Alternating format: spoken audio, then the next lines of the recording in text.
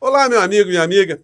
Nesse período de carnaval aqui no Brasil, tem muita gente que está viajando, se divertindo, se distraindo. Tem gente que até está ganhando um dinheirinho extra e tem gente que está simplesmente descansando. Mas para algumas criaturas que habitam um universo paralelo que existe aqui no Brasil, o momento é de trevas, porque situações que estão acontecendo no mundo concreto está provocando desesperos.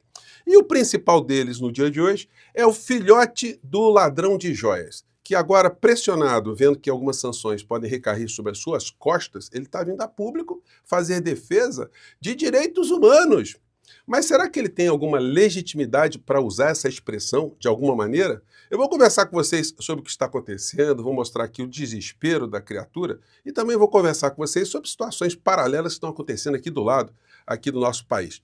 Antes de mais nada, quero convidar você que está chegando nesse instante ao nosso portal e ainda não é inscrito, para que, em primeiro lugar, você se inscreva aqui conosco e depois conheça também os nossos outros vídeos. Se você gostar, compartilhe, recomende, sempre dê o seu joinha, o seu comentário e, se puder, prestigie também o nosso clube de membros. Você que é muito bem-vindo e muito bem-vinda. Gente, olha, quase todo mundo aqui no Brasil está usando esse período para descansar. Enfim, as pessoas ficam mais relaxadas, as pessoas estão fazendo coisas que são típicas de períodos de feriadões prolongados, com muito sol e com muita gente alegre por todos os lados.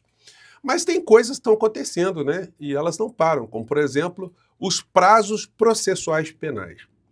A defesa do inelegível tem a quinta-feira, que eu já estou apelidando de a quinta-feira de cinzas, para apresentar as razões da sua defesa, ou da defesa dessa gente da Orcrim toda. Todo mundo está correndo atrás de prazo, o prazo está valendo para todo mundo. Então vocês imaginem como é que está aquilo que a gente pode classificar como a barata voa. Está todo mundo nessa situação. E isso é muito ruim para eles, porque eles percebem que a fila está ganhando tração. E para piorar, eles estão colocando algumas personalidades, alguns agentes políticos públicos, como o Procurador-Geral da República, numa linha de colisão também.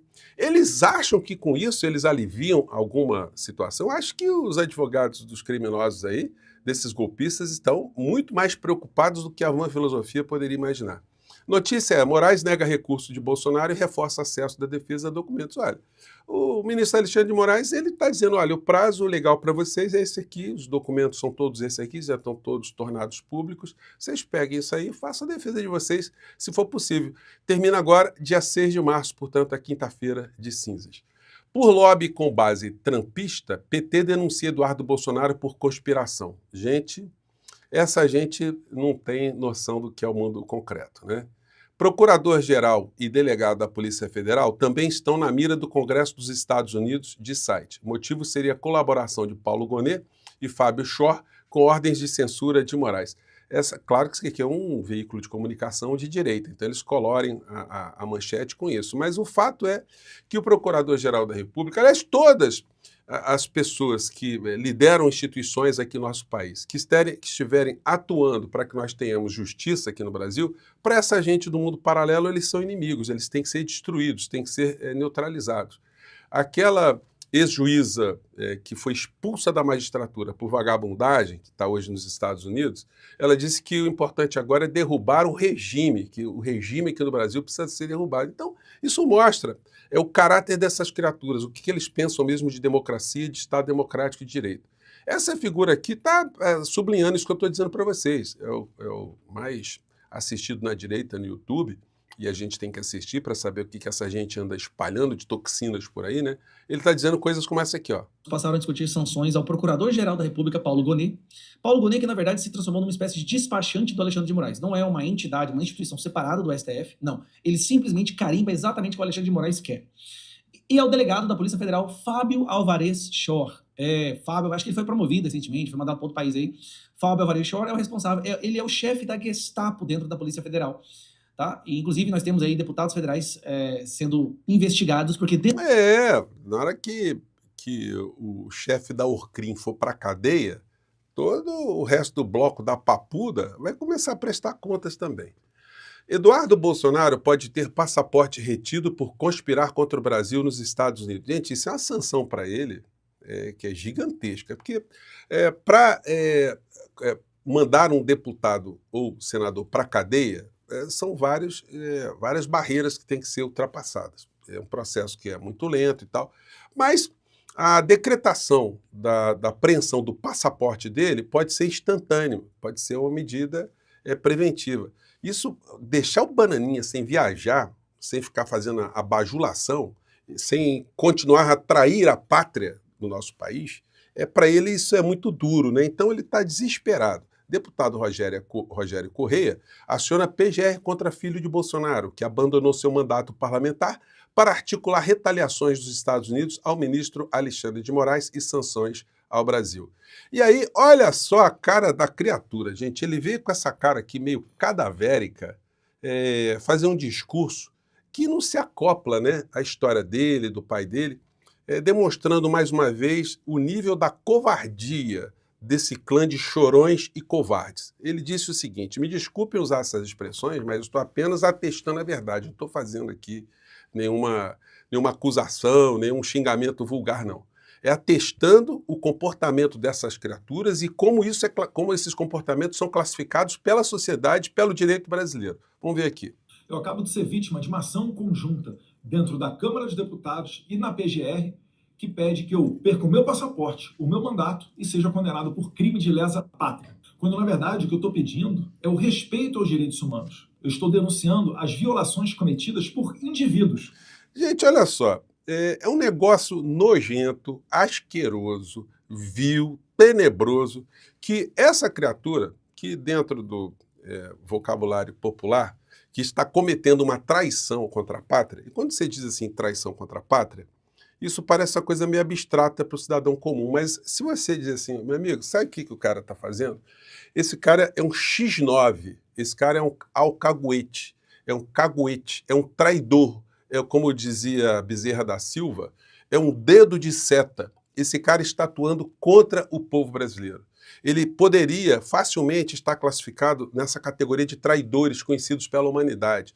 Vamos pegar desde Judas Iscariotes, Joaquim Silvério dos Reis, o Calabar, que é um traidor também muito conhecido nos meios militares, porque foi o primeiro que traiu o Brasil para se aliar aos holandeses, isso lá pelos anos de 1630, que acabou sendo preso e enforcado por traição. Pois bem, temos muitos na história do Brasil, temos até o Cabo Anselmo, que ajudou na ditadura militar o Brasil mergulhar nesse regime de torturas. Aí vem essa criatura falar em direitos humanos, francamente. Por que você não defende direitos humanos com essa camisa aqui do Bananinha? Esqueceu a camisa? Não anda mais desfilando com a camisa do torturador brilhante Ustra, que seu papai também fica cultuando por todos os lados? Então essas coisas têm que ser lembradas. Quando o senhor estava usando essa camiseta aí com a cara do torturador, o senhor tinha alguma noção do que significava o respeito a direitos humanos? Então o desespero da criatura está muito grande. E olha a cara dele, o Dudu Bananinha, você tem muito dinheiro, né, Dudu Bananinha? Podia ter uma câmera melhor, uma iluminação, podia se cuidar um pouco melhor. Esse seu desleixo aí com a sua aparência, você que é uma pessoa pública, né, um deputado, mostra que o desespero está muito grande. Isso não está com nenhuma... Isso aqui não é cara carnavalesca, não, mas vamos continuar. E não pedindo sanções a todo o povo brasileiro que já sofre muito. O que eu quero é que não existam mais clesões ou jornalistas exilados do Brasil sem o passaporte brasileiro. Nossa, é preocupado com exílio, direitos humanos, né, liberdades, né? Não combina, né, Dudu Bananinha, com a camiseta do Ustra, né?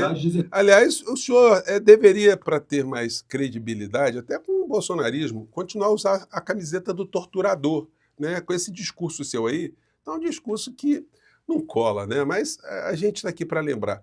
Agora, que pânico, hein, Dudu? Perdeu o passaporte e, sobretudo, perdeu o mandato. Essa gente apostou também que a vinda da OEA aqui no Brasil, da Comissão Interamericana de Direitos Humanos, que iria dar algum tipo de credibilidade às denúncias que eles fazem. Só que agora, o senhor Vaca, que veio aqui, ele deu uma entrevista para a Folha e ele deixou aqui umas percepções que são muito contrárias ao que essa gente da extrema-direita anda pensando, né? Vamos ver aqui na entrevista que ele deu para o Felipe Batistoude. A liberdade de expressão e do discurso de ódio. Los discursos de odio, por razones nacionales, étnicas o religiosas, inciten a Esse la aqui é o senhor Vaca, né? Os discursos de ódio por razões nacionais, étnicas ou religiosas incitam a violência. violencia, no están protegidos por el derecho internacional. Y por lo tanto, los estados deben tomar medidas para prevenir la ocurrencia de esos discursos y para sancionarlos en caso de que sea necesario. Digamos que esto es un límite que el mismo derecho internacional le ha dicho a los...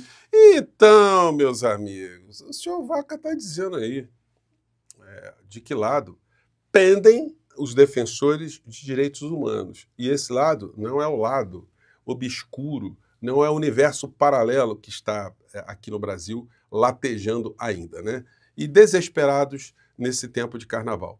Forbes escancara esquema criminoso de Milei. Gente, o Milei está sendo apontado como o maior corrupto em termos de criptomoedas, em golpes digitais do mundo pela revista Forbes, que é a revista que coleciona ali, que aponta quem são os maiores endinheirados do planeta. The New York Times.